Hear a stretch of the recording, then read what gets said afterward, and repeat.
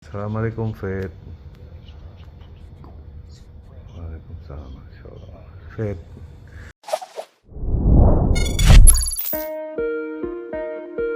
Update kondisi David, Jonathan Latumahina sebut David mulai bisa nonton sinetron.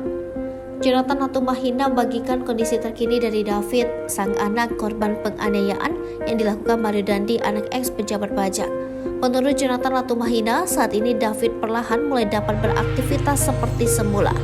Jonathan Latumahina sebut David kini sudah mulai bisa menonton sinetron favoritnya, dilansir dari akun Twitter Siksiksa. Dalam unggahan terbaru di Twitternya, Jonathan Latumahina kembali mengunggah potret David. Jonathan Latumahina memperlihatkan aktivitas David di rumah sakit yang tengah menonton sinetron. Alhamdulillah, udah bisa nonton sinetron, tulis Jonathan.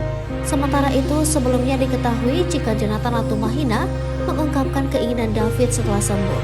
Jonathan berencana membawa David pergi ziarah jika David sembuh dari luka yang dideranya akibat dianiaya Mario Dandi.